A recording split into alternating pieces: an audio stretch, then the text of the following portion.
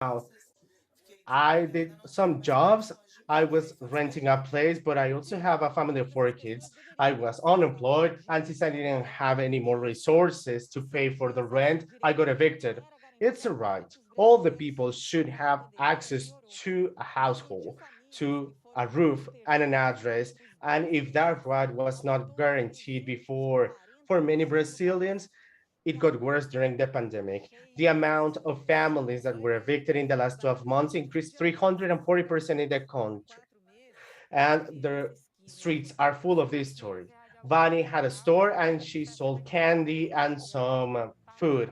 It's been 4 months since she's living in that corner in Fortaleza. It's 500 reals that I pay for rent, 60 for water, maybe 70, and I was behind for 4 months. Tell me, what kind of tenant will give me a 4 month grace period to stay in the house without paying? Nobody does. Since March last year, since the pandemic started and until August 2020, 6,373 families were evicted. Now we have over 22,000 and over 91,000 families are on the verge of ending in the street. In a situation of pandemic that we are experiencing, this is an exceptional situation to look for solutions and even an emergency situation. So the right to a home needs to be ensured. According to the latest poll, the states with the greatest number of evictions were Rio de Janeiro, São Paulo, and Amazonas.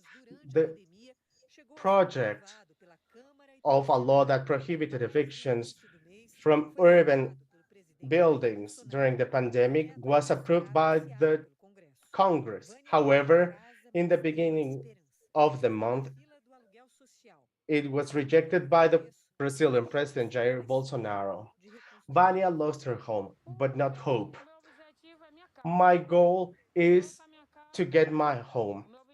If I can get my home, my next goal is to go back to work. So this video shows that dramatic situation that we are going through in Brazil, and you may relate with this conflict, which is a conflict over land, particularly for household. Brazil has been fighting for this over many years, and the pandemic worsened the situation for families that couldn't make ends meet and pay for rent. So the zero eviction campaign works to promote changes in the decisions made by the Brazilian Congress and public policy making in Brazil to better protect that population that doesn't see that right protected. So I will give the floor to Margaret Matiko Wemura to introduce this topic, how the zero eviction campaign started and how the political advocacy activities had influence in Brazil. And we also had contact with a very challenging experience that has happened in Brazil. I will now give the floor to Margaret, and then you will have the opportunity to ask questions concerning her presentation.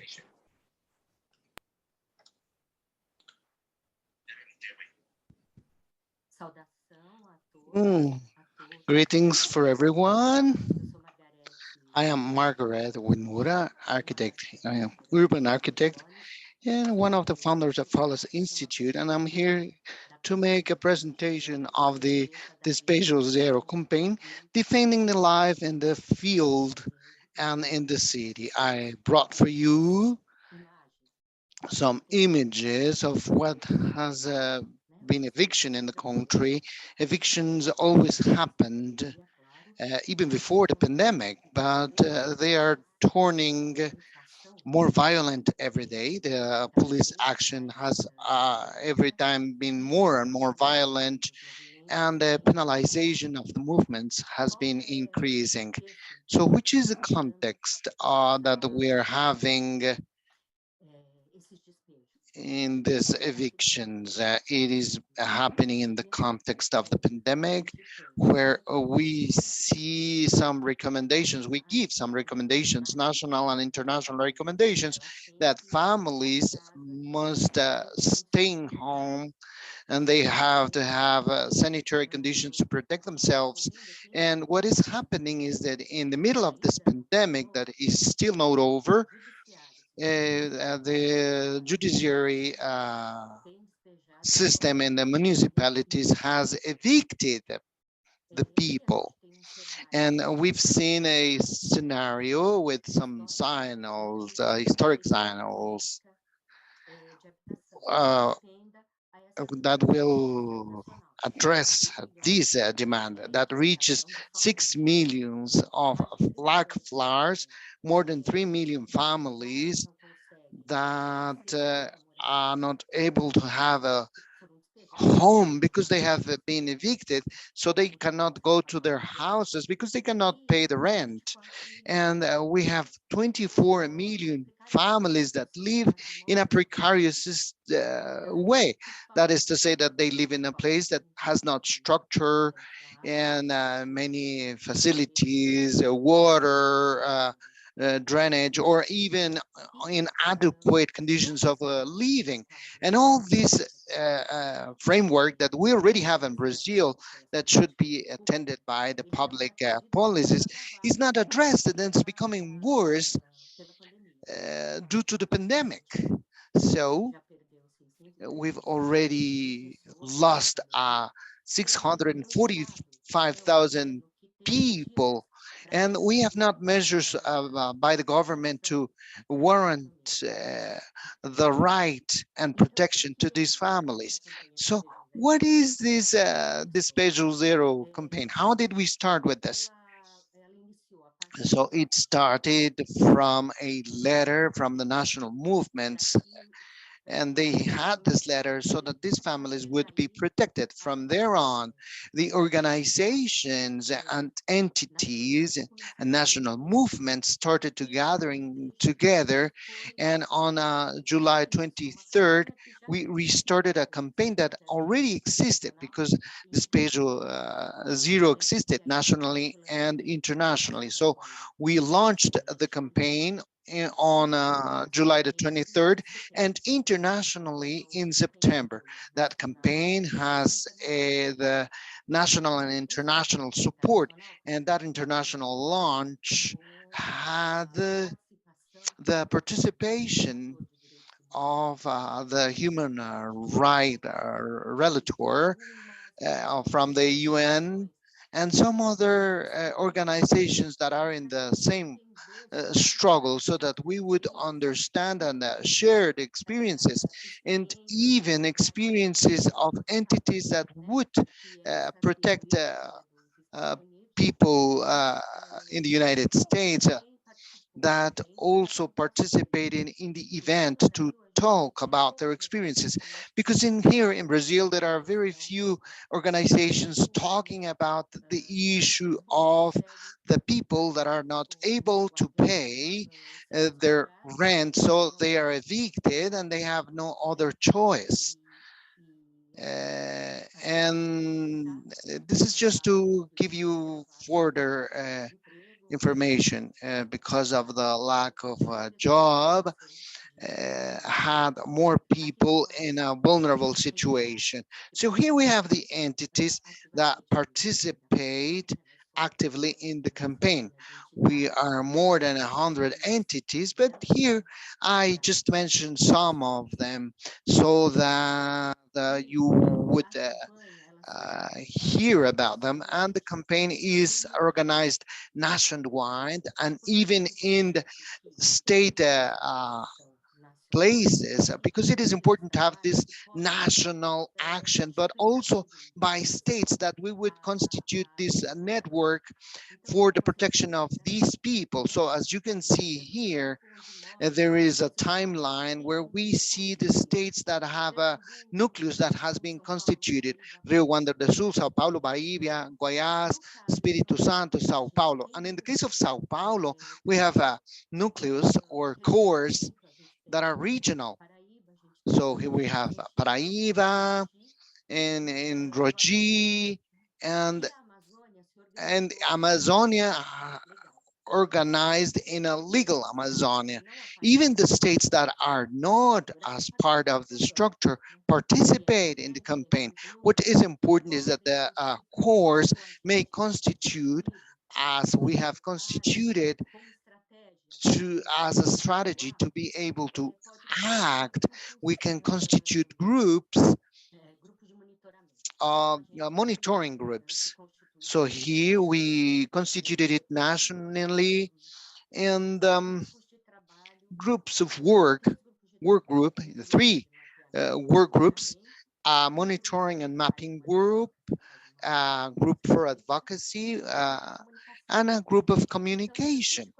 So those 140 entities, which are pretty different from ranging from national and regional entities in that protection network, they have this working group to produce materials that may help and avoid evictions during the pandemic.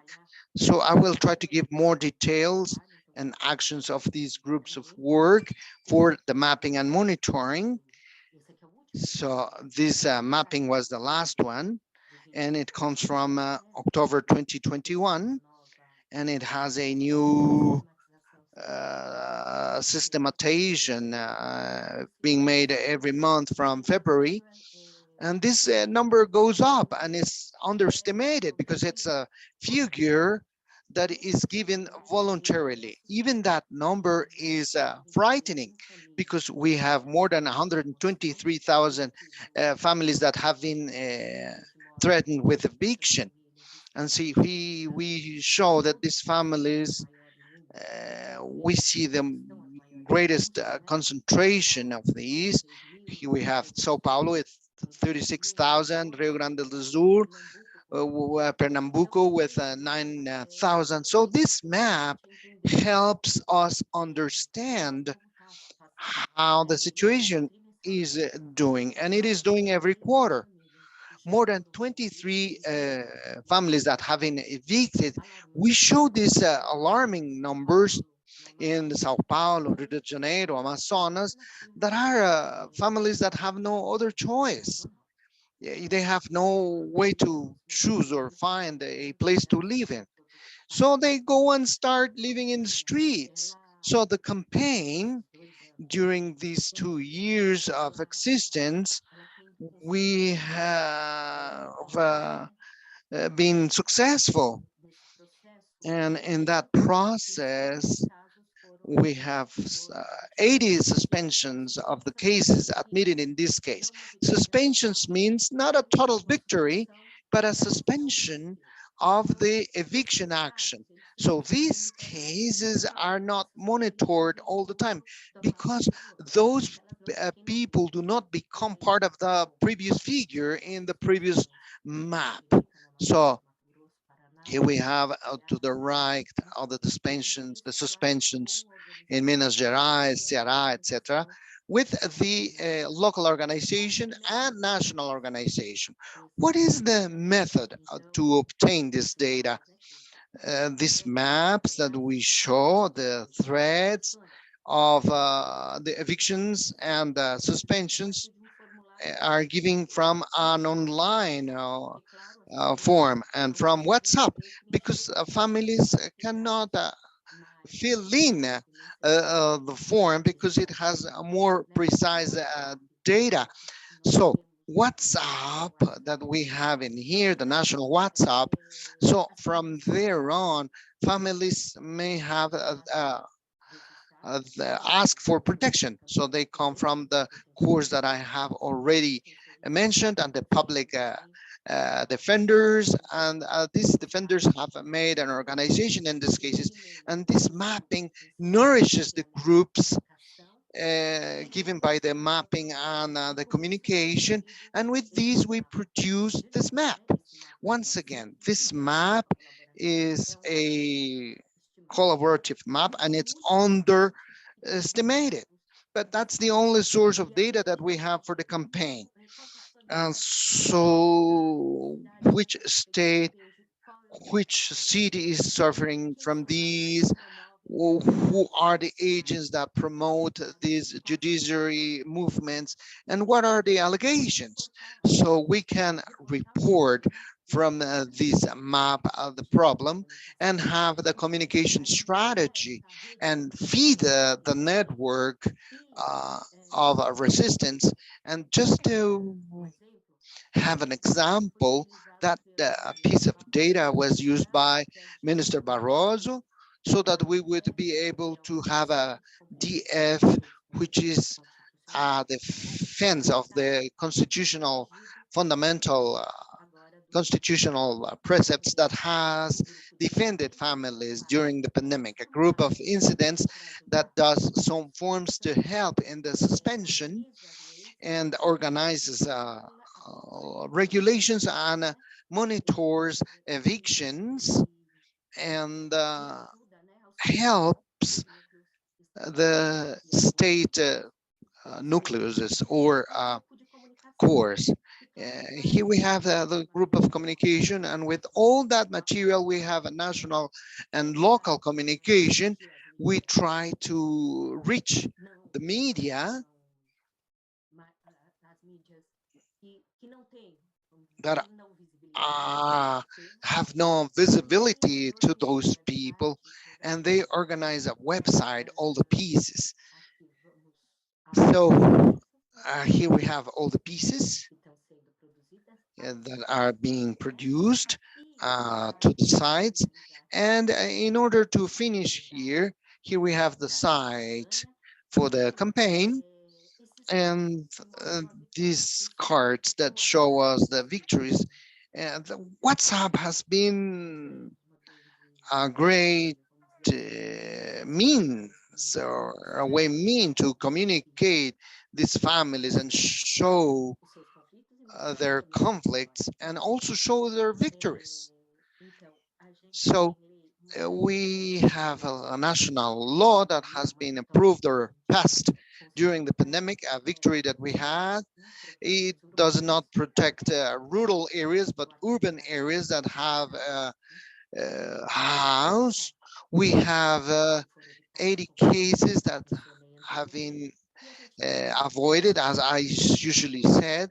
And we have a media that has worked with these so that this may be spread and known, and that we have shared those news.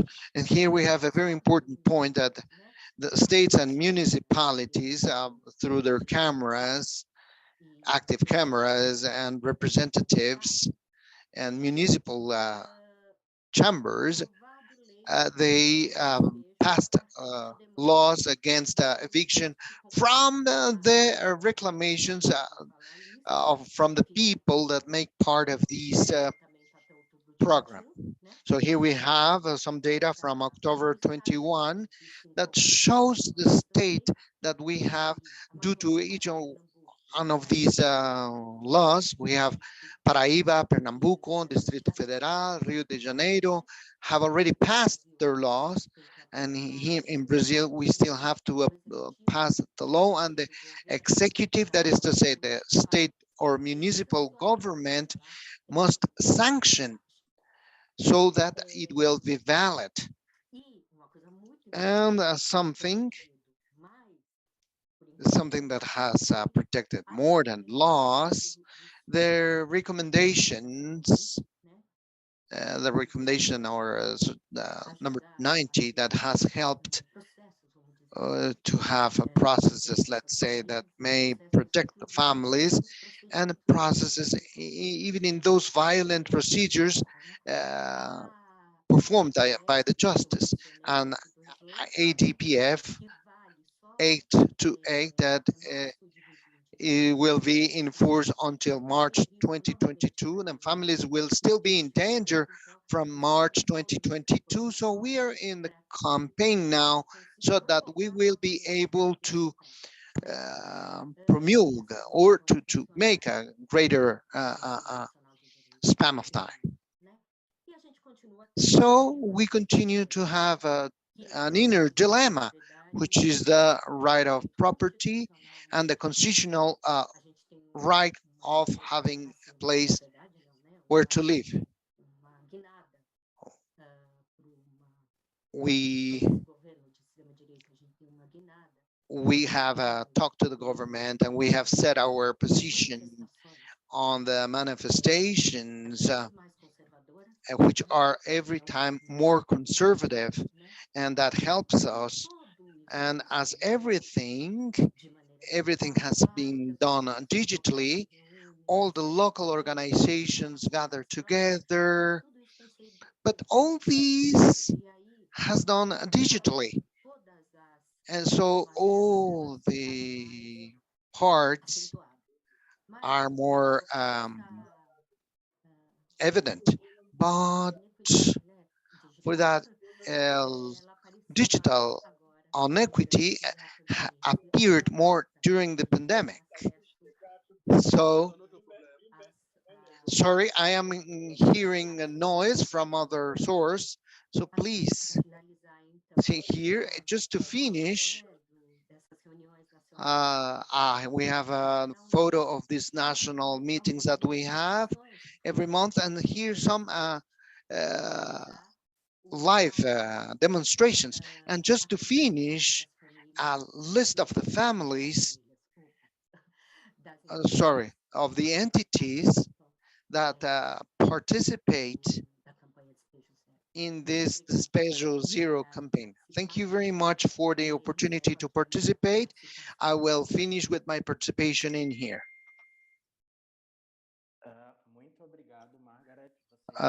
Thank you very much, Margaret. You already saw the presentation about what the Despejo Zero campaign has done in Brazil.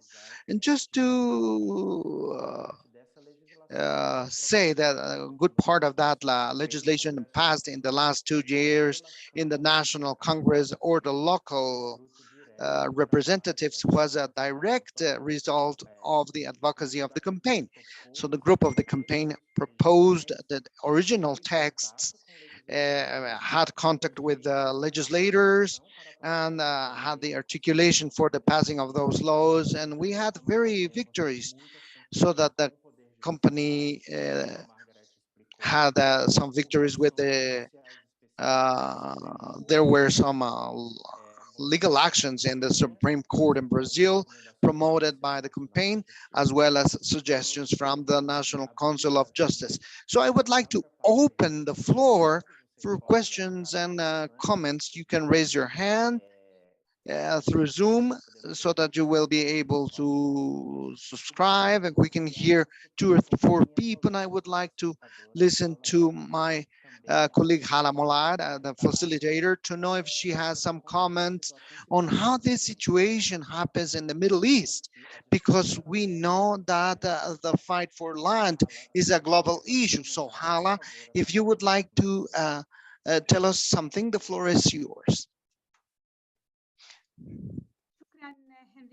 Thank you, Enrique. I will not take too long to allow the Thank you participants very to much, join Enrique.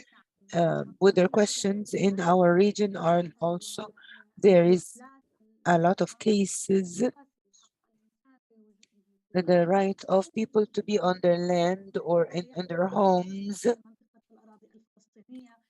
This happening in also in Palestine under occupation for 73 years over the past years. Also, HIC in cooperation with some organizations that work, organized campaigns, the situation of advocacy on the international level that also takes place in the United Nations.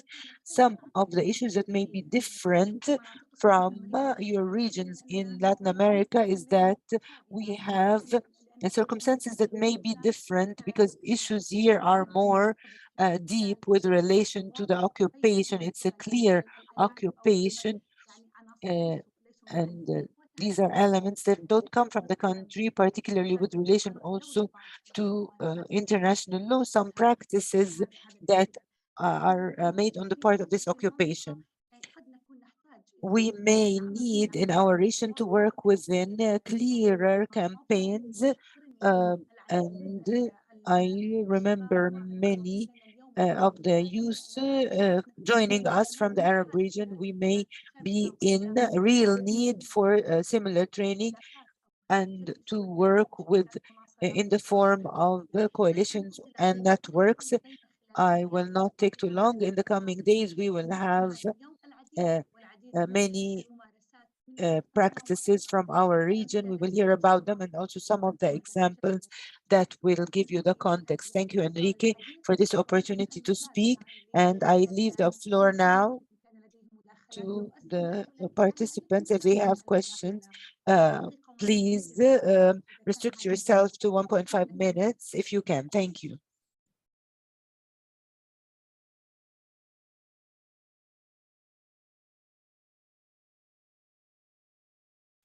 Muito obrigado, Hala, pelas suas contribuições, e eu já vejo que... Thank you very much, Hala, for your contributions. Marie, por favor, a palavra é sua. Please, Mary, the word is yours. Yes.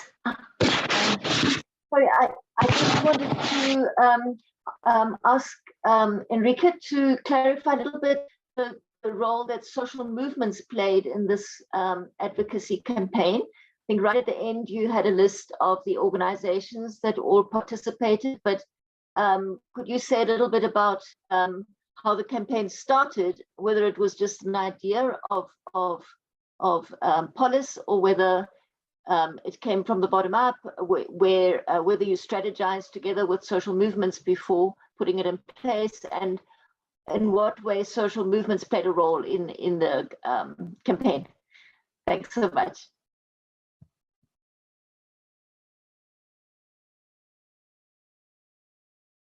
Muito obrigado, Marie. Sami. Mary, thank you very much.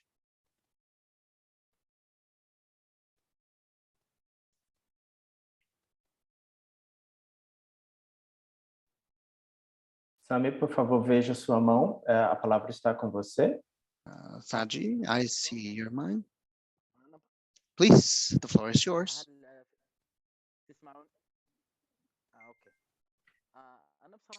To be honest, we like Enrique's idea and the work they To be are doing in frank, Brazil. I like They Enrique's spoke idea. on the pandemic for Because us in the it's Arab world, actually during particularly in Yemen, our the country, pandemic, because of the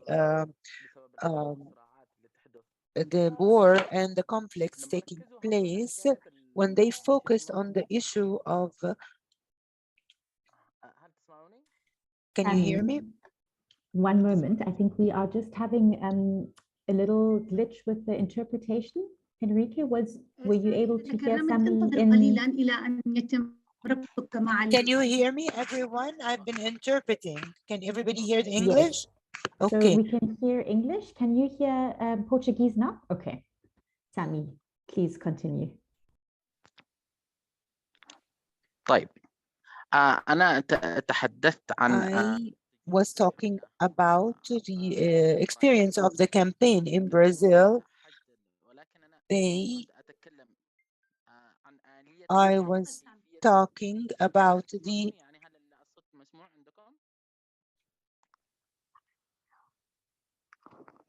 ما نعرف في يمكن مشكلة عندهم في السمع. Yes, I'm hearing. I can hear him, but also Enrique, you don't need to hear Sami. I'm hearing him. Are you hearing?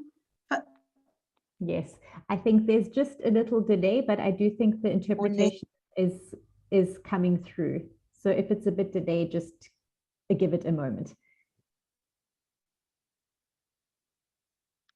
Sami, please continue. Thank you. Okay. فأنا أتكلم. And I am talking about what is the mechanism that we can, or through which we can learn in order to mobilize for maximum mobilization,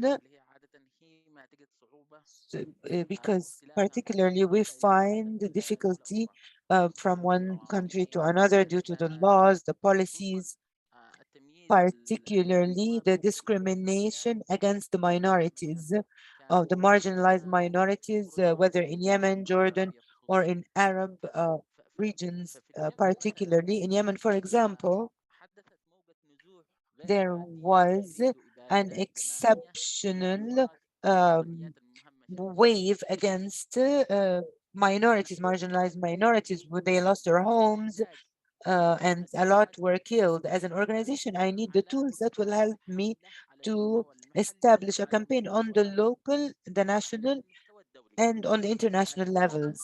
I hope to provide us with more information. As my sister Hala said, we need intensive courses in order for the members to be able to establish campaigns with a positive role or a positive reaction that will help to relay the voices or make the marginalized people visible.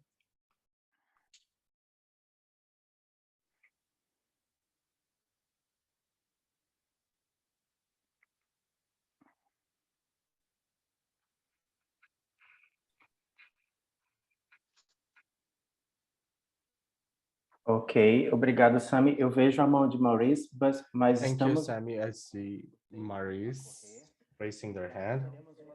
So we will have a second Q&A session after listening to Lauren. So for those people that would like to ask question, please write them down and wait for the second Q&A round, because Margaret will stay with us and will answer to your question after Lauren's presentation. But first, I would like to give the floor to Margaret to answer some of the questions that are very important. For instance, how popular movements have been participating proactively, which is a question asked by Mary, and how we can leverage from that experience in different contexts. Thank you, Enrique. That campaign started from the organized household movements in Brazil. It's been many years that we've been fighting for a household policy that addresses different collectives in Brazil. Those movements reactivated during the pandemic, considering the scenario that we were experiencing, decided to mobilize themselves and drafted a first reclamation letter. From that letter, we organized an extended meeting on a national level with different stakeholders and different organizations that joined us along the way, that were already fighting for rights for the population. That was very interesting because for household movements, we have different movements involved, local and national movements that are acting across different levels, not only for household. That's interesting. We also need to consider other movements such as labor movements, feminist movements, and other types of movements that congregated to gear up that debate concerning evictions.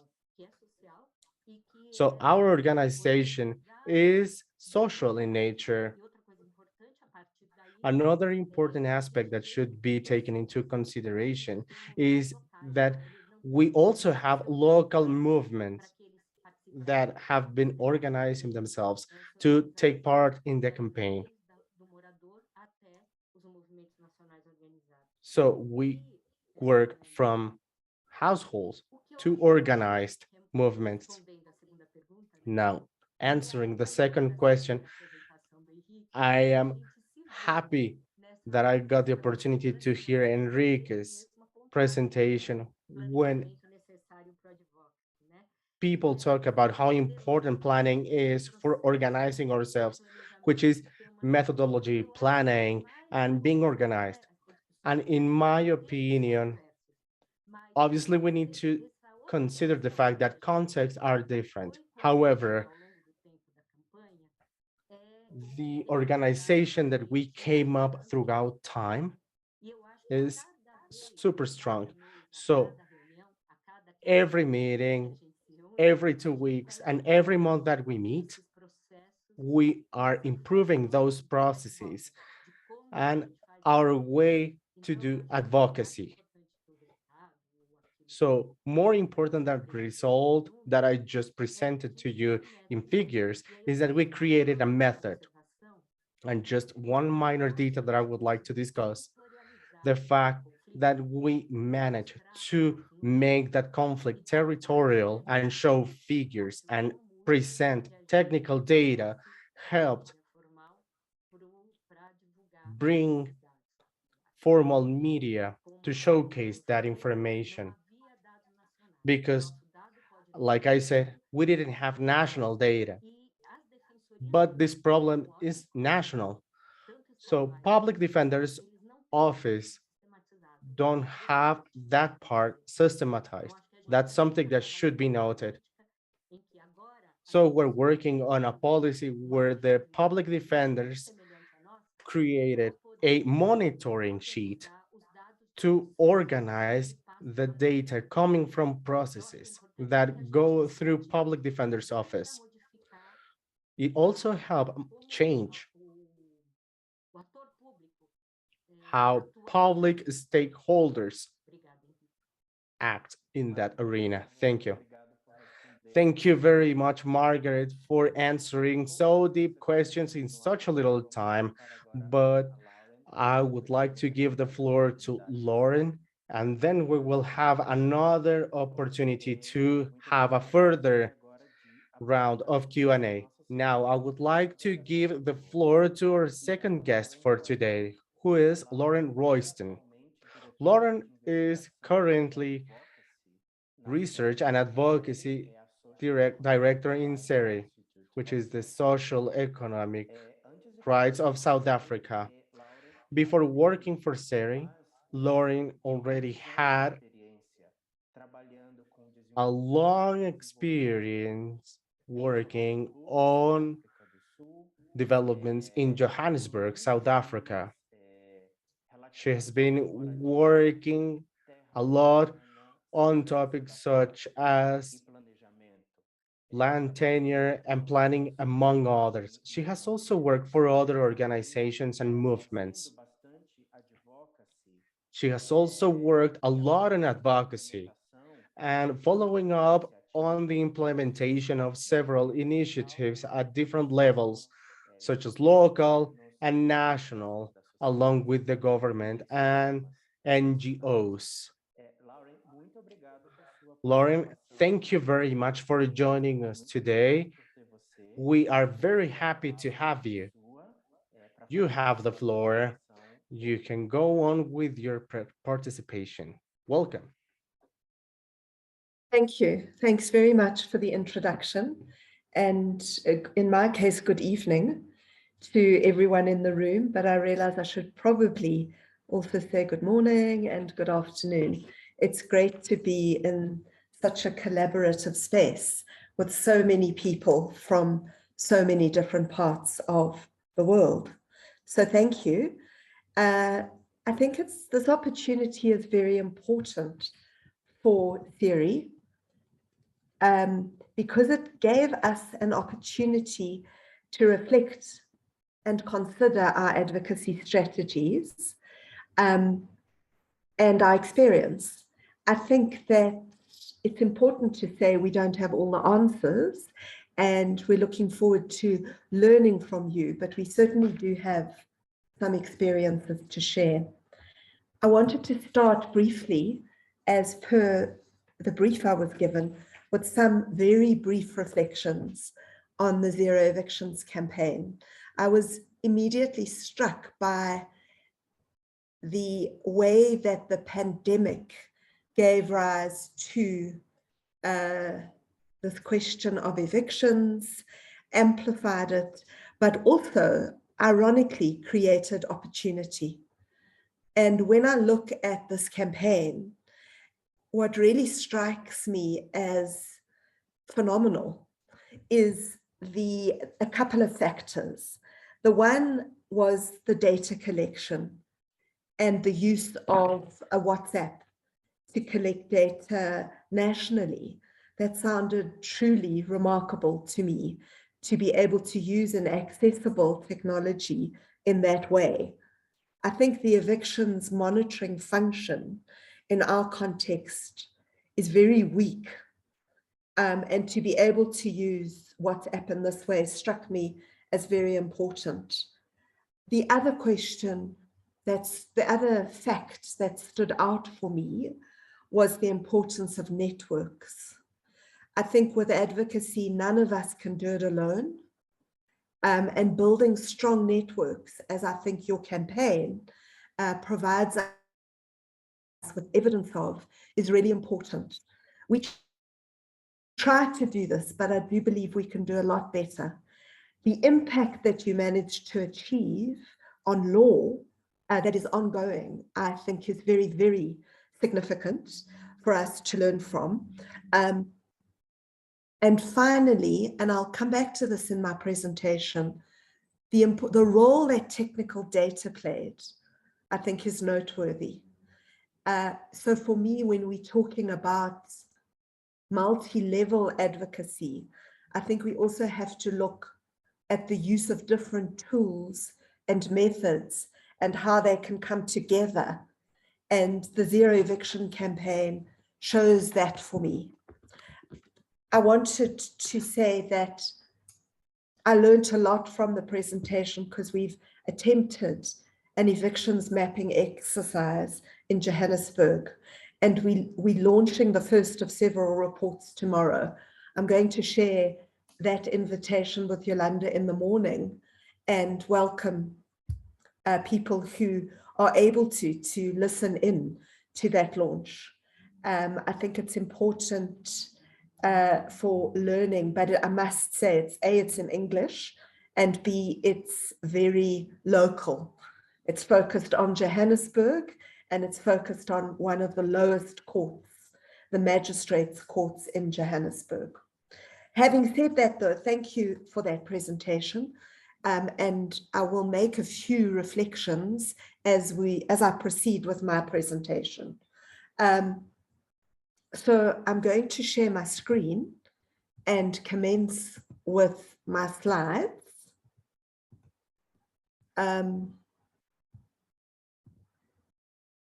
I think it should be visible now. Can you see it? Yes, clearly. Okay. Thanks, Lauren. Thanks very much. So I'm suggesting that this is a perspective from series experience. There is a little bit of theory, or perhaps I should rather call it conceptual framing, and then some practical application. I think it's important, just very briefly, to say a few words about the Socioeconomic Rights Institute. We've been around since 2009. We're a human rights organization and a registered law clinic. We located in Braamfontein in Johannesburg. We work with local communities, with community advice officers, with social movements. We do so in 3 different areas, and we call them securing a home, which is of most relevance to today's discussion, to today's learning space, because it's about habitat. We also work on political space and livelihoods. I think that what's important to contextualize our advocacy work, and what I'll share, is that we're involved in...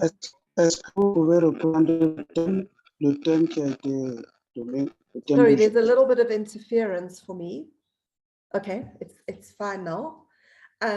Ours is context is very important because of the project, I could call it, of transformative constitutionalism, which became a possibility in 1994 with the transition to democracy. So Je that's demande the si vous point. avez, vous pouvez reprendre, est-ce que vous pouvez reprendre le thème d'aujourd'hui, de tout à l'heure? Est-ce que vous pouvez Sorry, reprendre le Lauren, I'm thème just going d'aujourd'hui, to de look tout at à l'heure, de tout à one l'heure? moment. Merci. So there was a participation from the audience. If you could go back to the topic just a couple of seconds ago. Lucas, thank you for your question. We will have a chance for debate after Lauren's presentation. So there will be a chance to return to previous topics. Lauren, thank you very much. Thanks. You can Okay, continue. I'll proceed. Thanks, Yolanda. I think that one of the first comments that I wanted to make, and this is a blank slide because I wasn't able to import a diagram, but it doesn't really matter. One of the most important things in strategizing for advocacy, I think, is linked to what many participants identified in the icebreaker as a definition of advocacy. I think it's important, based on our experience, that we're all clear of what our theory of change is. So a theory of change is obviously just one mechanism, and there are others, but it's important to locate our advocacy with our intentions. And I think that's what a theory of change can provide. And this really links to several of the definitions where people spoke about purpose, influencing change, generating transformation. So whatever it is in your particular context and in your organizations, I think it's important to have such an intentional theory. For CERI, it's about using 3 methods, one of which is advocacy. The other 2 are research and litigation, as methods to influence change. And the change that we want to influence is the enforcement of socioeconomic rights. So we use those 3 methods to further that intention, that socioeconomic rights contained in our constitution are enforced. And I think that the next contribution that I'd like to make is a framework or an approach that we've employed in the public interest legal services sector, a collection of NGOs in South Africa that use the law and legal services. We've used this approach to try and capture what our impact is. But I've turned it around for this presentation to consider how we can approach advocacy. So if you'll bear with me, I'll explain this a little bit further. What's important, I think, from this multi-dimensional approach is to be clear, what are our issues? What is our analysis of our context? What methods do we have at our disposal? For CERI, it's the 3 that I mentioned, but it would depend on the different organizations. And then most importantly, where do we see our impact? So when we're planning for advocacy, and that seemed to be a very important part of the Zero Evictions campaign, was the planning. So when we're planning for advocacy, how do we see our sites of impact? So, or potential impact. So although today our focus is on policy advocacy, I believe that we need to have a wider range than simply policy impact, because policy doesn't exist in a vacuum. I hope to explain this a little bit further. This is a diagram which may not be very effective as a visual representation, but I've spoken to issues and different methods, I'd like to focus a little bit next on different sites of impact. So one site of impact is the second one on the slide, which is changes to law and policy. I think we've seen that impact in the campaign we heard about earlier, that the campaign was an intervention that is resulting in this fundamental change to law and to policy. But there are other ways of looking at impact, like lives changed. So that's the concrete change to the lives of the people we work with.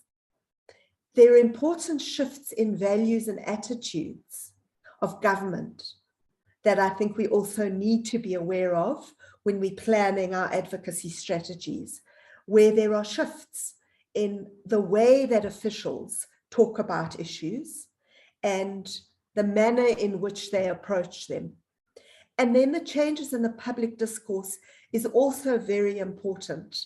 In the public domain, how an issue is understood and discussed. The way that our advocacy interventions can deepen democracy is another important aspect, how we can expand the spaces of democracy, both formal political spaces and less formal political spaces. And then the manner in which we strengthen our sectors. For us, it's the public interest law sector in South Africa. But however you define your sector, I think partnerships and collaboration are very important ways of strengthening our different sectors and maximizing our impact.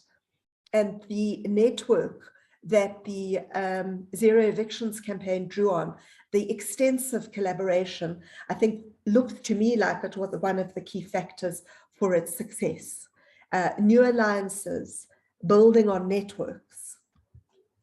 I wanted to make a link next between research and advocacy. We have both tools at our disposal, both methods at our disposal. This is an example of how a qualitative research project is leading to advocacy, to policy advocacy. So on this slightly out of focus slides, unless it's my eyes, demonstrates how 3 site-specific reports in which our intention was to document the lived realities, the experiences of people with whom we work in order to amplify those, to give them more voice, enabled us to provide a synthesis report as an evidence base, which took very site-specific findings and tried to understand how they contributed to a more general set of perspectives. That is now leading to our next phase of work, which is the development of different policy briefs for informal settlements. And I think that the importance here is, where do we draw our evidence? On what basis do we claim to advocate? It could be research, it could be what our client communities tell us are important for them. For us, we use 3 different focus points for advocacy. One we call community advocacy. This is very important for our work because an organization like CERI doesn't undertake campaigns ourselves. Our intention is to support community-based organizations and social movements in the campaigns that they are undertaking. So popular education and rights awareness raising is a critical component of advocacy, which we undertake through rights guides. One thing that we are learning, and I think we have much to learn from others, is how to make a quite text-heavy resource documents accessible and visual. Making them more visual for advocacy is very important because through examples, fact sheets on the left-hand side is a resource guide. On the right-hand side is a fact sheet that we have been able to share with unions and local organizations on one aspect of the guide, which contains the whole big picture, but this kind of fact sheet is much easier to share on social media and on WhatsApp groups. Obviously, the big evidence base is the resource guide on the left-hand side. Without it, we wouldn't be able to get to the point of a fact sheet. But on its own, it's not accessible enough to the communities who themselves are seeking to advocate for change. Another example is infographics like this one. In this case, it was a very large report from a panel of experts that had 136 recommendations. However, was this going to be accessible to people who needed it most? So our job was to work with allies and a network to develop infographics that would then become more accessible, to take the message from the panel of experts report to the ground, if I can put it that way.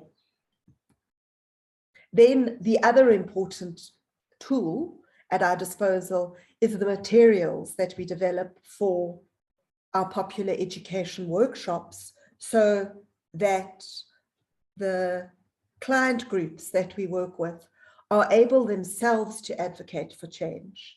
So whilst we may be doing this in technical spaces, the voice that they are then able to bring through the popular education workshops and through knowing their rights means that we're not relying only on the state to implement changes through policy, but we need to support the mobilizing and organizing activities of people who are at the forefront of experiencing the issues that we are providing support to address. Just a couple of examples here. Then I want to get to media advocacy, which I noted was really important in the Zero Evictions campaign. Here we use press statements, we write our own opinion editorials, but really important is the social media posts and the website updates that we provide, so that we develop on our own website. So social media posts take up a lot of our time, and so do the website updates, and they rely on the other materials that I've just indicated. Press statements are sometimes useful. Once we've drafted them, we expect the media to take them up. Often doesn't happen. Our issues are not always issues that the media is interested in. So for example, a protest in and of itself often doesn't get taken up. Unfortunately, if it's a violent protest, it does. So we have to supplement our press statements with a lot of background work, and we often do not have the capacity to do this, but social media obviously provides some of that. I'm just looking at the time, and I don't really have enough time to do terribly much more, but I wanted to end with policy advocacy, which is through submissions, policy briefs, and importantly, engaging the state. So when there are public calls for submissions on law and policy, it's important that we're able to respond. And we do so on the basis of research and civil society interactions. Sometimes we're able to make more than one submission. Importantly, unsolicited submissions can also be made on issues where we have relationships, effective relationships with officials in government.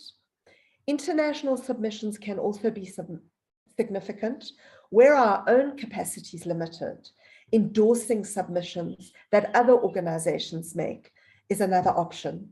And we try and get partners in our network to endorse the submissions that we make to increase impact. So that's quite a formal mechanism. This is an example. I put it on a slide. It will be available for people to look at. And it provides, the bolded figures provide some indication of how we structure our submissions. Policy briefs are the second instrument or tool or tactic. And what we try and do with our policy briefs is advocate for policy change where policies are inadequate. That's the first thing.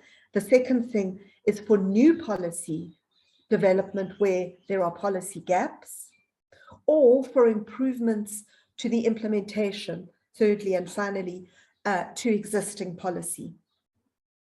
Here are two examples. I won't go through that in detail. Finally, I wanted to speak to engaging the state, which doesn't require this back-end work of research, products, resource guides, and so on, or the development of policy briefs. It requires our experiences as activists, as movement lawyers, as researchers, as educators around rights, and what we learn from those processes of engaging with people on the ground about engaging the state. The first comment I wanted to make was disaggregating the state is very important. And by disaggregating the state, I'm referring to the multi-levels that HIC has identified as being important. So it's the state at different levels and even within different levels, because what one department does and what another department does is very important for how we target our advocacy. It might also be that one department is completely ineffective without capacity, while another department has allies or champions with whom we can establish relationships. While there is one more that has a defender and it's open to what we have in order to establish their relationship. Sorry, there's some interference. Okay, it's fine. So I've seen in our work and in the work of others that finding the progressives in the state is really important, because they're not all bad, although often all we see is the face of the city's lawyers, for example. But there are other people with whom we can engage. And then I know that Marie Huschermeyer is in the room, and developing relationships and building on existing ones is important. So we work with cubes. I've seen Marie building on relationships with former students who are now in the local state, and that provides important leverage and entry points. Working with partners, because we need to collaborate and coordinate.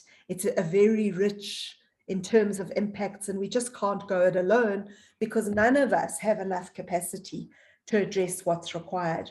And then finally, I wanted to say that reading the context is really important. And it's reading the context year on year because of the changes that we see. The pandemic brought changes where we had to adapt our advocacy strategies and make use of new opportunities that may have arisen. But then opportunities can also arise when, for example, in our context, the president in his recent State of the Nation address made reference to informal trade, for example, which is one of our work areas. It meant that we landed up, because of our work in informal trade and a press statement that we issued, we landed up getting an invitation to speak to the presidency about informal trade. Now, that's an opportunity we could never have anticipated, but reading the context means that we were able to do so. So that's where I'll conclude. I know that my time is up, perhaps even over. Thank you very much for the opportunity. And I hope there's some experiences there that other organizations in the room can draw on. Thank you very much.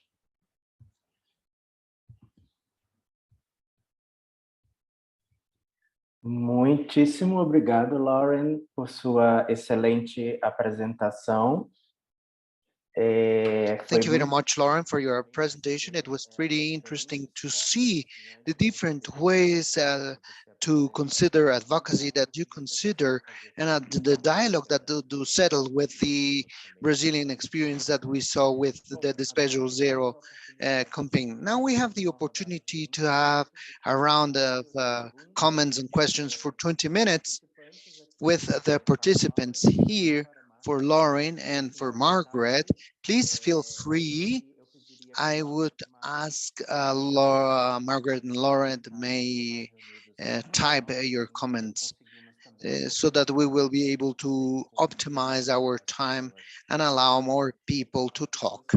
So the people that would like to make any comments, please, you may raise your hands. I see here in the chat, there are some comments like that from Annalise Menendez, talking about some important topics such as the production of evidence from the qualitative research, as well as a process of participation and inclusion from the gender perspective. So Annalise asks also, what's the gender side or perspective, how you see the advocacy work?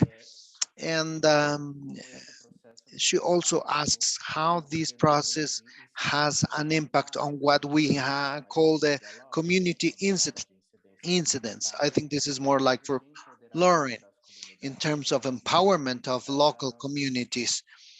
I see that Vanessa has some questions in the chat. She says that you talked about a lot about the levels of tactics of advocacy, and she wants to know how you make a consistent planning to uh, act between those different levels of advocacy. So she also asks about um, some rest statements issues. They are not always considered. So how can we face that question with the press? So those are questions that we have in the chat. I also see that there's a person with their hand raised. Gaizi, the word is yours. The floor is yours.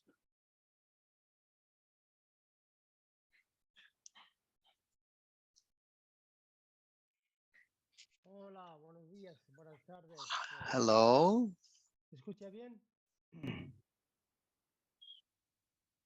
Hi, can you hear me? Voy a hablar en español. So I'll speak in Spanish now. I'm speaking from Argelia. We are in a refugee camp right now. And first of all, let me thank everyone for the chance of having participated in these sessions that for us as activists are so relevant. Aside from the local trainings that we are doing for our own campaigns, those are the pillars of our work and to defend international human rights. So my question, I would like to know, because I've heard very interesting comments from the speakers, is there a standard? Yeah, the question is about, is there a standard format, a way in which you could record the violations against human rights? A registry, if you may, if we're to learn about these violations against the land, against labor, where can we find about this? Here, for instance, from north to south, there are so many people who are going through a difficult situation. There's been an eviction of from 12 to 13 villages, full villages, they've been displaced. So my question is there a standard format where this type of situations are recorded? Because we would like to report this. Thank you very much for your presentations, and thanks in advance for the answer. Obrigado. Não vejo outras pessoas. Thank you very much. I see no more people, but we still have more time in case you want to talk. While other people think about their comments, I would have a question for Lauren, myself, and Margaret. considering that there are many associations between Brazil and Africa, South Africa, I see there are people that have these formal knowledge of the rights. Brazil and South Africa have national constitutions that acknowledge human rights. And this is something that is not in every country, and not even all the constitutions acknowledge human rights. In the Brazilian context and in the context of South Africa, many times what we see in the advocacy work in the social movements, they refer to the local legislation or the national legislations, because other human rights are already known there, but we do not work a lot in the international commitments, and Brazil and South Africa have international commitments, but we see that we use these international covenants very little, and this can be important for the other countries that do not have constitutions like ours.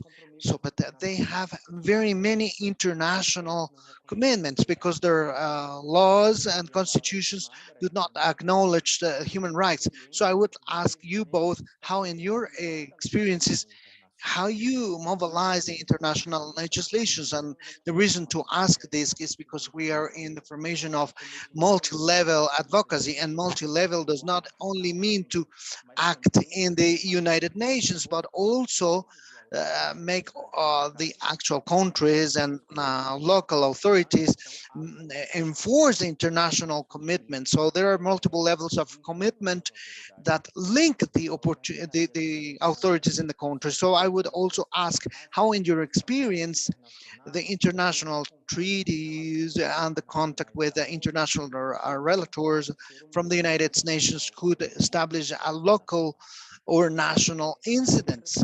There are some other people that want to make some comments. I don't know if there are some things in the chat that you would like to help us with.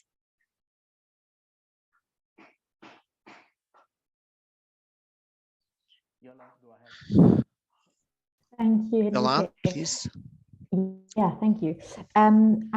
Obrigado, Henrique. My question was quite similar to what Vanessa was sharing in the chat. And Lauren, I'm just wondering, the policy briefs, as you mentioned, quite text heavy, so I'm wondering, how do we, when we do advocacy, how do we move from recording data, which is very important for, to back up our claims or what we're trying to achieve, to actually making policy briefs come alive? How do communities own very complex research processes that document, laws? So it's asking really about the interaction between sort of very in-depth research and making it accessible, and also making documents come alive. How do policy briefs actually, what is the next step once you've produced that policy brief? How does it actually influence policy?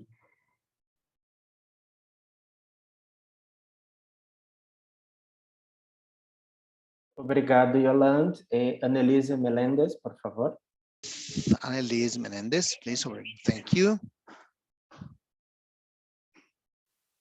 Bueno, muchas gracias. A mí me ha parecido súper interesante. Thank you very much. Everything has been so interesting so far, what Maureen has said. Here in Bolivia, La Paz, there is a lot of knowledge creations from the grassroots, from the social organizations, and we believe that there's a pedagogical component that is paramount, because as of the dialogue that you have with the population, you identify their needs, you do a participative diagnosis, you are creating awareness. But that's not the end of it, because it's qualitative and it cannot be generalized. For instance, for a public policy at the local, national level, You also need to come up with information that is official statistics, because official statistics is what will allow you to have a dialogue with your governments. Your qualitative deficit has to be compensated by this, because qualitative matters are more pedagogical in nature, if you know what I'm saying. So this is my question. How do you handle this there? Here we have developed different instruments like speaking maps in the slums to identify the problems that have to do with risk management, for instance, or the measurement of a water footprint so that people become aware of things. And then later they have enough knowledge as well as their own voices so as to come up with their own arguments. That's one thing. And then this process, in one way or another, I really like the term that you used of community advocacy, because this is actual multi-level advocacy, right?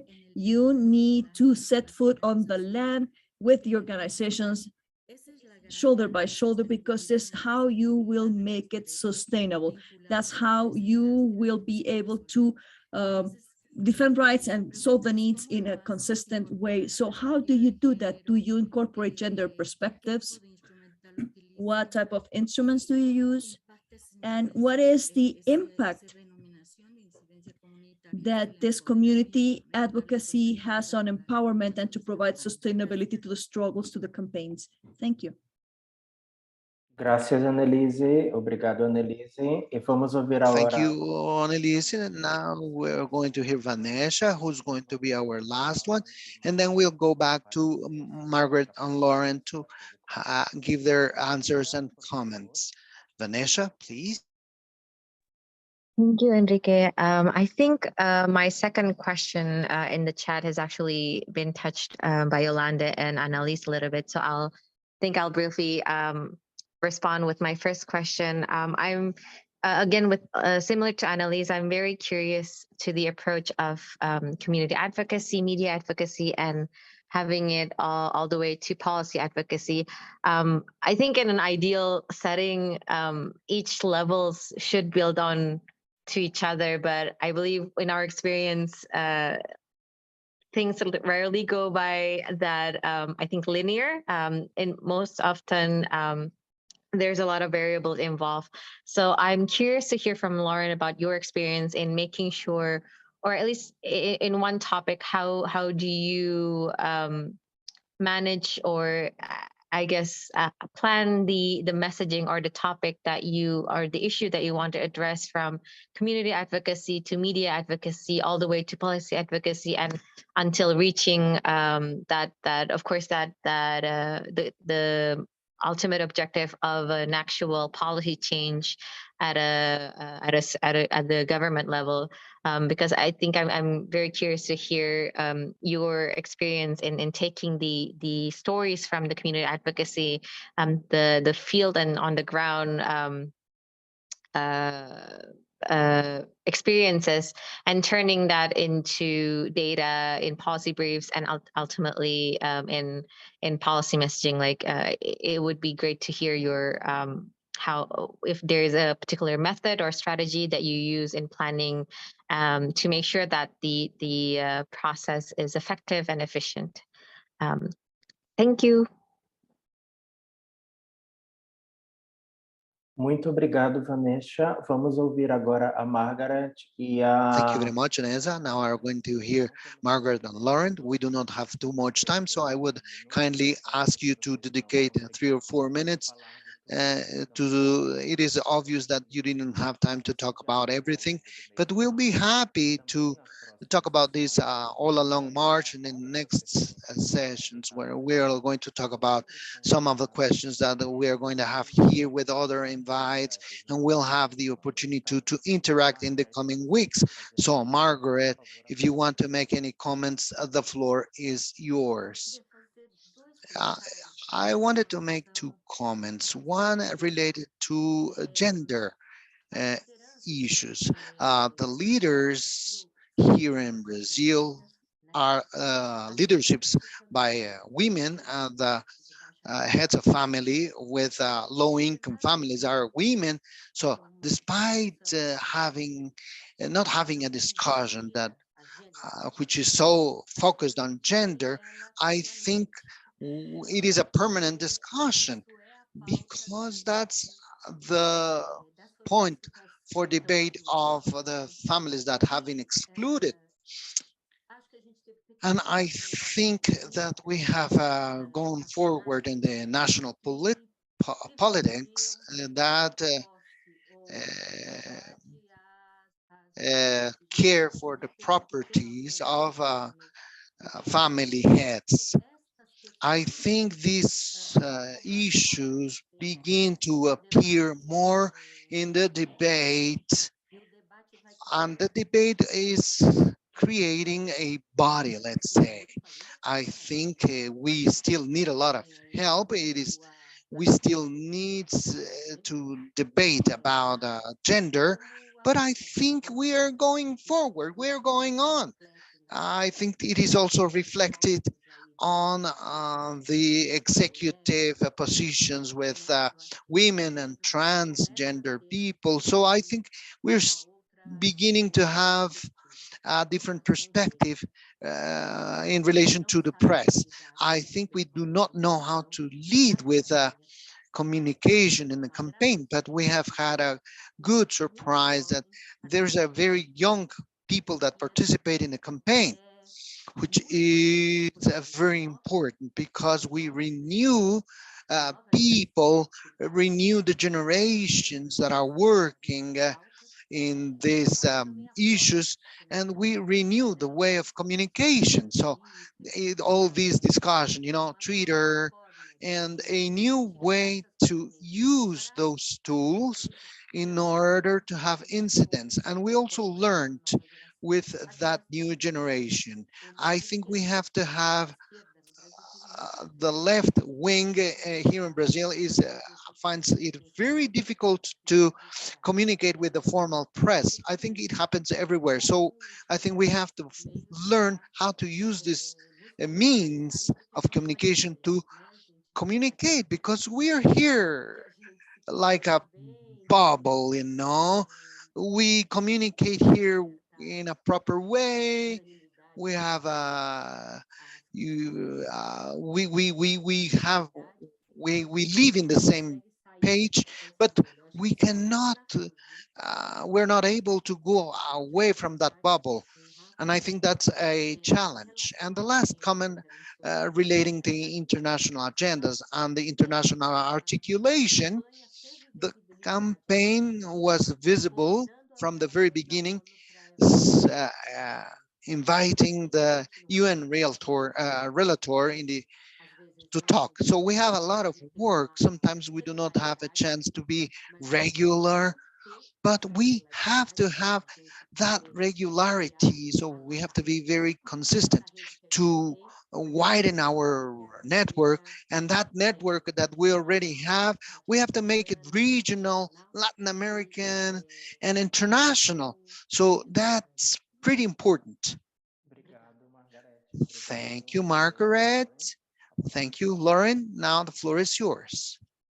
Thank you very much. Hello again, everyone. Wonderful questions. I don't have answers to all of them. I should say that at the outset.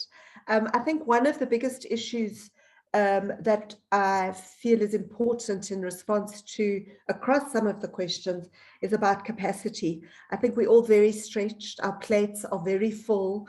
So we have to be very careful where we decide to put our resources. And that's one way of managing impact. I think on one question about recording violations, I think this is very important, but we don't have that as one of our methods. I would love that to happen somewhere, but it's not happening here. We're demand driven, so it depends who walks into our office or who contacts us with a violation.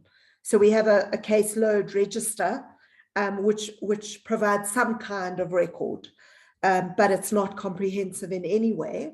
On the Brazilian and South African question of having rights contained in our constitutions and the importance of the international instruments and covenants. Well, I'd love to learn from Brazil and how we can do better at this. What we do currently is participate in networks around the different rights, and formal submissions collectively with those networks or as an organization to, for example, the special rapporteurs. That seems to be an important channel. But yeah, definitely keen to learn from others on that as well. I think that the policy briefs and what happens after they're published is critical. So one thing is just distribution. It's getting them out there. The other thing is dissemination, which I would say is a more intentional, purposeful strategy around who you send it to. But then it opens doors. So once you've got something down that you've thought about, you can say to policy makers and decision makers, this is our position. We now need to engage with you on it. One strategy that we found useful is at the end of a process of developing a policy brief, we might find that different state agencies might want to co-publish it with us, which is fine, or they might want to launch it together with us, which is also great. But then monitoring impact, I think, is very important, especially in these times of fiscal consolidation and austerity. That is looming large for me as an important activity. Another way of responding to this, and I know I don't have a lot of time, is that social movements themselves are identifying policy issues, and where we can join forces, I think it's very important. So for example, we have the luxury and privilege of working with Abaklali Basim Jondolo. They've identified the need to develop an alternative theory of property. They have their own connections with the Landless People's Movement in Brazil, and that's influenced their thinking on the social conception of property. We, on the other hand, have this idea of an urban land reform policy brief. And these two things are essentially the same, but from a more technical and from a more grassroots point of view. So where I think those opportunities can be quite rare, but we're very lucky that that opportunity has arisen. The advocacy process is definitely not linear. I wouldn't claim that community, media, and policy are neatly joined up. We can make those links with hindsight or retrospectively. I think one of our biggest challenges is that we plan an advocacy strategy, but then we also have to react to opportunities. And that throws the plan out the window and means that we then have to be quite agile in prioritizing, which generally leads to overwork rather than the kind of agility that we'd like to see ourselves having. I think that on impact and sustainability, the key issue for us is that communities are aware of their rights. That's our role. That's what we see our role, and that they can then make their own impact independently or together with theory. And that makes for hopefully more sustainability. For example, a current request from the social movements we work with is they want to be able to represent themselves in the lower courts. So we're doing advocacy training on that so that people can go to court themselves because there's not enough representation to go around. Finally, I think tailoring different kinds of research products, whether it's a resource guide or a community practice note, is very important to try and amplify the voices of communities in the work that we do. I think the process of research, how collaborative, how inclusive, how participative you are is important. And we think that launch events are important because they're a moment in time when you can gather interest and hopefully set an agenda for post-launch advocacy with other partners. It doesn't always work out this way, of course, but that's in an ideal world. Thank you.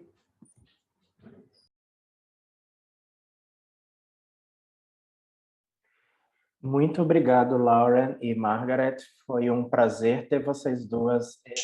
Margaret, Lauren, it was a pleasure to have you in this first session.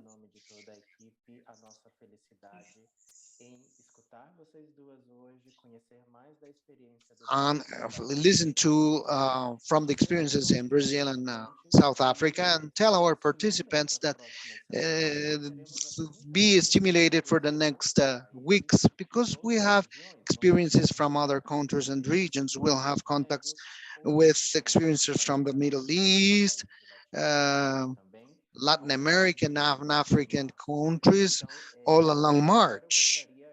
Now, I would like to thank all the team, especially Laura and Margaret, but also our responsibles for the simultaneous interpretation.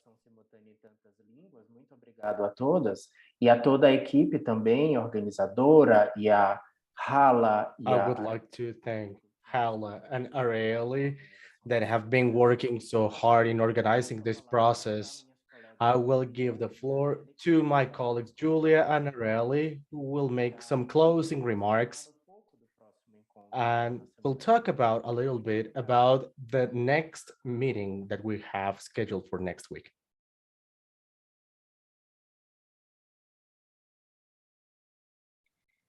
Muchas gracias, Enrique. Me sumo a los agradecimientos y felicitaciones a todas y todos y a nuestras ponentes, por I supuesto. want to say thank you and congratulations to all of our speakers. We would like to take advantage of the last minutes to let you know that all of the materials that were presented today, either videos or PowerPoints and some other additional materials that we have compiled for you, such as guides and manuals in Spanish or English and French and Arabic about incidents. They have been prepared by some organizations in other countries. They have made these contributions of these theoretical and methodological materials, which are tools. They will be available in our Google room in the library section. In one more minute, Julia is going to help us identify. So all those materials will be available for you, and as much as possible, we will try to translate them into the different HIC working languages. We will also ask you, if possible today, if you can get around to it, if it's not too late where you're now, please answer a short questionnaire. It's just an assessment for the session. You'll see it in a minute. Julia will present it. The questions are very simple. It's basically something that we use to know what the takeaways are from this meeting, what you like the most, what we can improve, and what we can exchange. There will be a link that we will post in Classroom, and you will be able to observe it. We will post it in the chat, and in the Classroom, we will see that we have already published the asynchronous activity, which is this activity that the moment you enrolled, it said we're going to have 4 2-session hours like today. This is our first session, and you were asked for 1 more hour of your time after the Zoom sessions to do a small task. A great deal of you have already done it. I mean, you have, most of you have already sent their definitions of advocacy. We have already posted the homework for next week. So I will now ask Julia if she can share her screen with us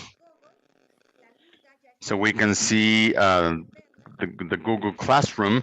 The link has already been posted in the chat, and next week we're going to have another session, a second session called Incident and Human Right, Advocacy and Human Rights Systems.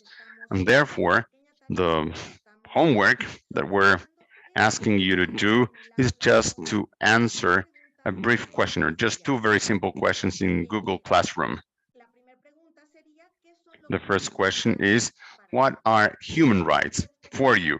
From your own standpoint, please share your own concept, your own understanding around human rights, just very briefly. And the second question that we will also kindly ask you to to answering classroom is if you consider relevant the human rights approach in your context, in your country, in your region, at your advocacy work, please share one brief example. Just share one example with us of a situation where you are applying or where you have applied a human rights approach for your advocacy work. These 2 questions have been posted and you have several days to answer them.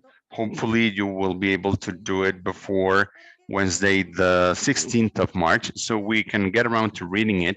But also we want to encourage you to read the answers posted by one another, so there's interaction in the classroom. Julia, over to you. Thank you so much, Areli, and thank you everyone for that really excellent first session. I'm briefly going to share my screen to introduce you to Google Classroom, which does precisely what we don't achieve here, which is to keep discussions within 2 hours. So this is really a space where we hope that you can extend the discussions that you have during the week. And it has, as Areli already indicated, I think 3 main functions. If you click on the link that we just shared in the chat, you will land on what is called the stream, in different languages, obviously, which is just a forum where you can post, where you can introduce yourselves, etc. So this is really, please just use it. Don't, just post in your own languages, and we can, work through Google Translate and other devices to make sure that your communications are accessible in the other languages. If you go on top to the other tab, which is called Classwork, you will find on the one hand all of the materials that we have shared today. You will find the Zoom links for each of the sessions, as well as what Areli has just mentioned. On the one hand, the form where we ask you for your feedback on the 3 questions. What did you take away? What did you like most? What do you think we could improve on? As well as if you go to session 2, you will find the question for the preparation for next session. So these are the 2 documents that Areli has just highlighted. And then other than that, we will upload here the PowerPoint presentations, the recordings from today, so you can, just rewatch things, or also if you have challenges, with your internet connection or cannot participate in one session, you can always come back here and have a look.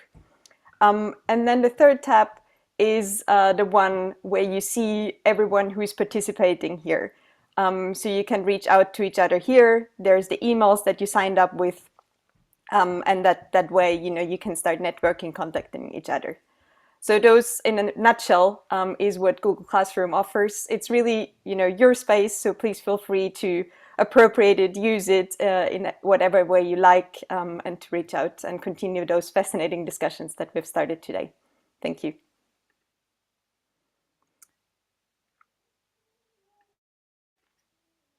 Back to you, Henrique, I think. Muito obrigado, Areli e Júlia, por essas Thank you informações. very much, Areli and Julia, for sharing this housekeeping information. I would like to thank everyone who took part of this session. And let me remind you that we have a next meeting next week for advocacy and human rights, where we will delve into understanding our spaces and approaches concerning political advocacy. Thank you very much. I wish you an excellent week to everyone, and hopefully I will see you next Wednesday. Thank you, everybody. Thank you. Buen día, una buena noche, una buena tarde. Gracias. Buen día. Chao. ننتظركم جميعا الأسبوع القادم. Gracias. Waiting for all next week. Yeah. Well, well done, team. Yeah, really. I can only say. I can say that I am exhausted. I'm sure. Yeah, Claro. manage the time is very hard to keep everybody in the same time, etc., etc. But I think, thank you so much for all of you, because you did a great job in the backgrounds and mailing, WhatsApping, etc. it helped me a lot, and I'm sure that the second session will be great as well. Oh, but I'm tired. Yes. Yeah, I'd love to hear kind of spontaneous reflections, Hala and Henrique, maybe from you first, and then all Areli as well. Feel free to go ahead.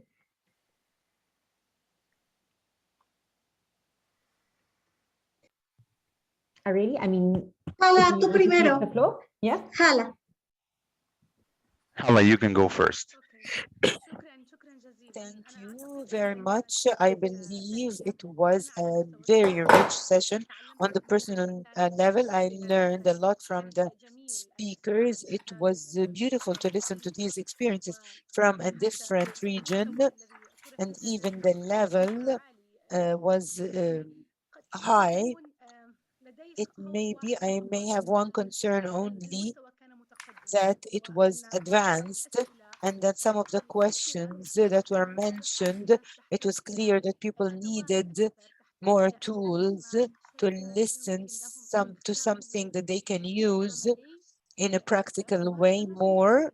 And this is coming, God willing, in the following sessions, and we mentioned this. However, on the general level, it was very rich, beautiful, exciting and interesting session. I believe that people continuing until the end without leaving was a good indicator that they were enjoying and they're joining spontaneously. I believe this was good, and we hope that coming sessions will go the same way or better. I just would like to relay what we said on the WhatsApp here, that we would like to do to mobilize, find a way to urge people who did not participate today in order for them to participate, to share some of the ideas that were mentioned today, and to urge them to participate. We can have a larger number that will allow us later to create the ongoing work. People usually leave when work goes forward. I hope we get more people to join in the coming sessions. I personally will try to communicate with those who didn't, who were on the list and received the email and knew very well from our region. I mean our region, the MENA region. Thank you once again, Enrique. It was beautiful work. I know very well how exhausting we were in the background, and we are exhausted. So we know very well how exhausted you are. Thank you. Thank you for the good management and the organization, Areli, Julia, Yolanda, and all the interpreters. It was great work. The translation in Arabic did not stop at all, and this was good too. Everything was recorded. Thank you again. And I'm happy to be part of this team. See you Saturday, God willing.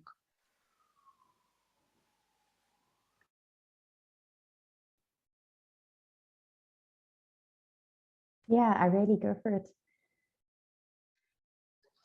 Muchas gracias. Thank you very much. Well, sí quisiera subrayar que nuestras ponentes fueron excelentes, o sea, realmente creo que estuvo muy bien pensado la combinación de ambas, y creo que puedo incluso decir que superaron las expectativas porque todo se acopló de una manera extraordinaria, y sería deseable que para las siguientes sesiones tratemos de lograr también esa interacción o diálogo entre nuestras ponentes, que no sean cuestiones aisladas, ¿no? En la medida de lo posible que las ponentes los ponentes se puedan quedar las 2 horas. Eso nos permite un hilo conductor en la sesión y que no sea solamente como un seminario, taller, donde hay oradores un poco desconectados, ¿no? Entonces creo que el objetivo está bien cumplido y es algo a cuidar en las siguientes sesiones.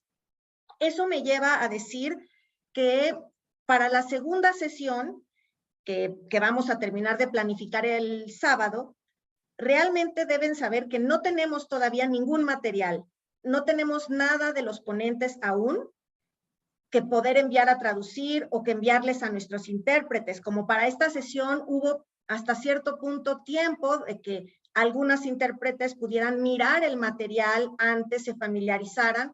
Solo tenemos la biografía de un ponente que es Christian Curtis y una pequeña semblanza de la organización HIC, que es de la que nos falta, nos digan quién será su ponente. Y tenemos la actividad asincrónica. Es lo único que he podido subir a materiales, a la carpeta de materiales. Y bueno, un programa en un esquema muy sencillo, que eso se resuelve pronto el sábado. Pero sí quisiera decir que no sé si vamos a contar con PowerPoints o con algún documento de los ponentes. Sé que de Christian Curtis no quería grabar un video con anticipación. Él, de hecho, como funcionario del alto comisionado, va a estar en una sesión el 16 de marzo, en esta sesión de la Comisión sobre el Estatus de la Mujer, y nos va a obsequiar una hora. Se va a salir de la reunión y va a estar la primera hora con nosotras, y va a hacer una presentación en vivo. No sé si va a tener tiempo de enviarnos un briefing paper. Se lo pedimos, ¿no? Pero no sé si lo va a hacer. Entonces, una disculpa a los traductores, intérpretes, porque posiblemente no tengamos ese material antes. Y quiero preguntarles, aprovechando que están acá, si esto es un gran problema para ustedes, porque, bueno, estamos así. Y para la organización HIC, yo le he pedido a Jala que nos ayude con el seguimiento. Se les envió una invitación formal vía el secretariado, pero necesitamos que nos ayude a volverles a pedir su respuesta. Y si no mandan tampoco nada, no hay problema, no necesitamos un PowerPoint en árabe porque, o sea, si es un PowerPoint con imágenes, sí, pero tampoco que se estresen en preparar diapositivas en árabe porque ya pasó en enfoques feministas y solo las personas que hablan árabe entendieron, ¿no? O aprovecharon visualmente el PowerPoint. Entonces, solo que sean fotos o porque no creo que haya tiempo de tener la traducción de su PowerPoint. Eso quería decir. Y también brevemente comentar que creo que necesitamos decidir, con lo que nos cuenta ahora Enrique, lo que fue difícil, ¿no? La facilitación consume mucha energía, ¿no? Quizá debamos tener 2 facilitadores, no sé, lo pregunto, por sesión. Yo hoy me dediqué más bien a estar siguiendo el tiempo, ¿no? Y estar pendiente de eso para que ir avisándolo y estar pendiente de la sala de espera, por ejemplo, ¿no?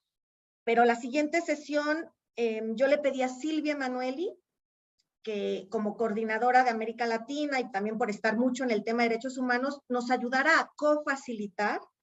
Espero que pueda. Ella me dijo que sí, pero también me avisó que está enferma. Ya, o sea, entonces, en estos días esperemos que se sienta mejor.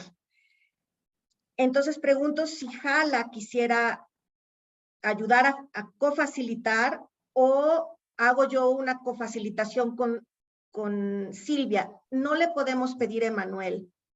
La verdad, no le podemos pedir ni encargar que facilite una sesión. No va a funcionar simplemente. Aunque tenga mucha buena voluntad, no logra tener buena conexión. Hasta aquí mis comentarios. Gracias.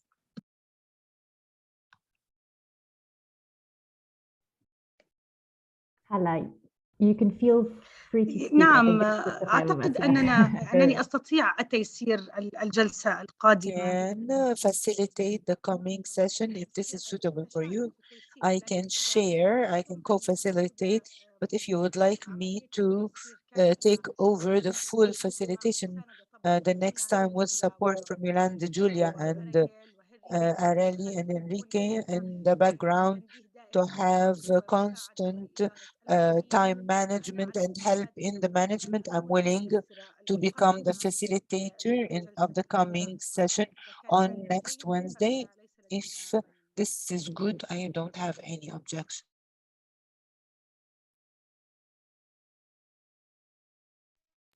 Muchas gracias, Hala. Yo creo que sí te tomo la palabra. Thank you very much, Hala. I think we will accept your offer and we will just make sure whether Sylvia will feel better by Wednesday. She really wants to be the co-facilitator with you. If she wouldn't be able to, I would do that. I would be the co-facilitator with you. Julia?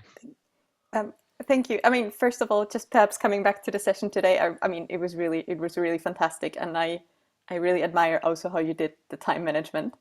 And really, you know, went through the entire session program. And I mean, the speakers have been like, oh, wonderful.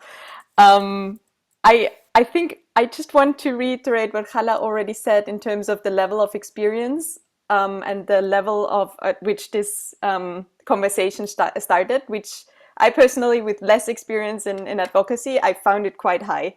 There was a lot of conceptual proposals about how SERI, how police, how the initiatives are structuring advocacy. And I think as someone with less experience, what I would like to be able to do is to see that in a bigger picture, you know, is this kind of like division between media advocacy, policy advocacy, the different tools, how things are structured. Is this something that is very exceptional, that is common practice? Like some of the questions also from the participant hinted to. No, I think there is some that could be done through additional documents, perhaps in the Google Classroom, or through a brief follow-up on the stream. It doesn't have to be like a fully fleshed out, you know, beginner's guide to advocacy for, you know, but I think it needs a bit of framing, because also remembering from the feminist spaces, I feel like a lot of members have sent their younger staff to join the co-learning space, to get familiar with HIC, to get familiar with the key concepts. So even though there might be like organizations with decades of experience in advocacy present, but perhaps the particular participants are not.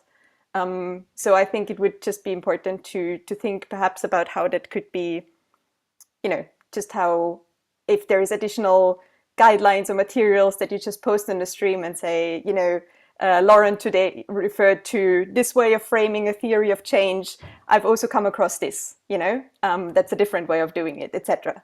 So I think it would just be helpful and very informally to complement that. And then the other point about, like, you know, people signing up and then not showing up, I think, I mean, obviously it's common. But also what I think from the feminist space, what happened is that we actually had far more participants in the fourth session than we had in the first one.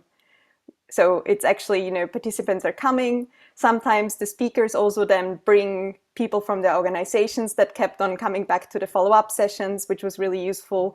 So just, you know, things like follow-up emails to the speakers saying, like, you know, if you liked what you've seen and if you know someone who would be interested, just bring them along. That really helped also in, you know, just getting a couple more people who then kind of stuck to it. But overall, I mean, really, really amazing first session. Congratulations to the entire team.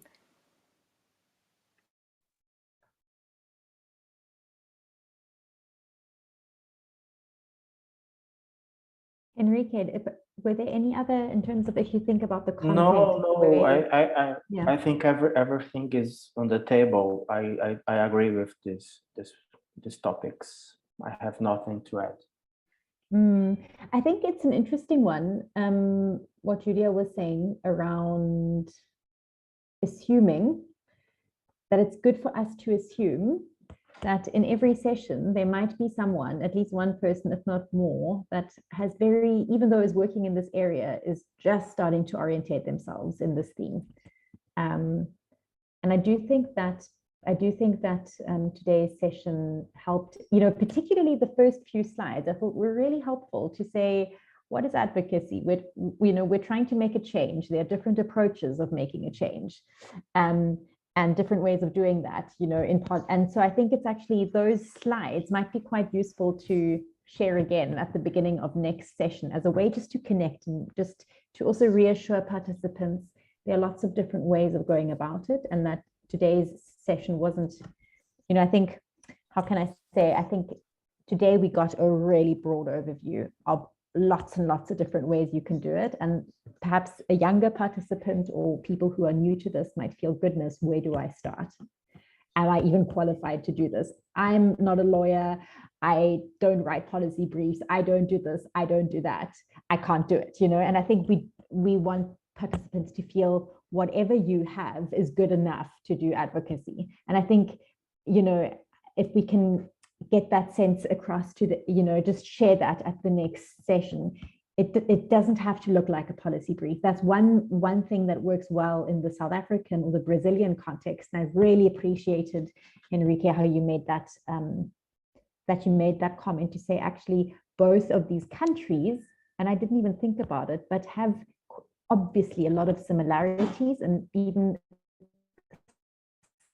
institutional contexts that are perhaps very progressive, but other countries aren't dealing necessarily with that space. And so it's sort of, I think I'm just thinking that if I had to take away, what do I take away from today? What is advocacy? There was something Lauren said, which was quite useful. It was, what are our issues, or what are the issues that I am fighting with or that my organization is looking at? What are the methods that I have access to? And then what is the impact that we want to see? Actually, that to me that's what it boils down to. And I think it would be really useful for us to emphasize not what methods should be done, but what do you have access to? What does your organization have access to in its context, so that people feel, yeah, I can do this, Sorry, I'm going to put on the light and it's getting dark here. And I think then we just have a couple more minutes before we also need to let our... Sí, muchas gracias. Y muy de acuerdo con... Yes, thank you very much. And I agree with all of you. Vamos a esforzarnos porque en cada sesión se pueda lograr que las participantes, las organizaciones sientan que la incidencia no es algo inalcanzable. De hecho, muchas seguramente ya hacen incidencias sin llamarlo así. Mi comentario final es más bien una inquietud sobre participantes. Estábamos diciendo en nuestro WhatsApp chat que pues tuvimos cerca de 30 organizaciones africanas que fueron aceptadas en su solicitud. Parece que solo 5 participaron hoy. Y decíamos que para las siguientes sesiones, pues, podemos ampliar, ¿no?, el número de personas que aceptemos su solicitud de registro. Mi preocupación es, ¿qué pasa? No hay un riesgo de si aparecen las 30 o las 25 que hoy faltaron y aceptamos a más de América Latina y Medio Oriente y Norte de África, o no hay ese riesgo. Y solo le digo a Nadine que sí aceptemos a más. Solo solicito esa orientación. Me preocuparía un poco rebasar la capacidad, pero quizá no va a pasar. You know what, I mean, if we look at feminist approaches, we were never more than 55. So I think just accept everyone, and it's very unlikely that we are going to be 100 participants. If I look at the last HIC General Assembly, we didn't even make 100 participants. So, I think let's accept, and I feel like 95% be fine.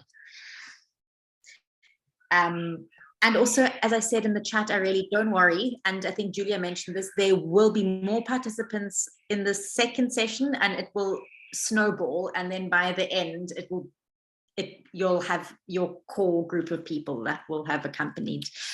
Maybe just one thing. So we do have our 3 committed people from Cameroon, Aswal. They all logged in and joined, but Daniel contacted me and said he didn't find the link initially. So I think it's just, we can send out, or you can send out reminders to people, say, here is the link, here is how you sign up to Google Classrooms. It's just new for people, and so they just need to get used to it. Yeah. And then I guess just, we do have another example from Africa, right? In session 3 or 4. I just think it'll be useful to have another speaker and another perspective from Africa. That's not South Africa. Perhaps yeah, we'll have the participation of the director of Pamoja Trust. Yeah, perfect. Great. Good. Well, sorry. No, solo que Pamoja Trust de Kenia va a estar en la sesión 3 como ponente, junto con Lorena Zárate de la Plataforma Global por el Derecho a la Ciudad. Entonces, y en la 4ª sesión tenemos 2 de Medio Oriente, Hala misma y Nursaba, ¿no? Super. Well done. I think, you know, the reflections we're sharing here are just more in-depth reflections on, you know, how it went. But I think overall, as Julia said, really fantastic. And I think it's also good for us to remind ourselves that the goal here is not to achieve something perfect, but to achieve connection between one another. And I think today's session really, really helped us connect. And the participation was fantastic. So well done. Have a good rest. And yeah, I'll see you latest next week, but but perhaps even before that we'll connect. Bye. Thank you. Bye. And thanks again to our Gracias. Bye. شكرا مرة ثانية. Thank you. Gracias. Hala, shukran. Muchas gracias. And Yolanda, I will chat with you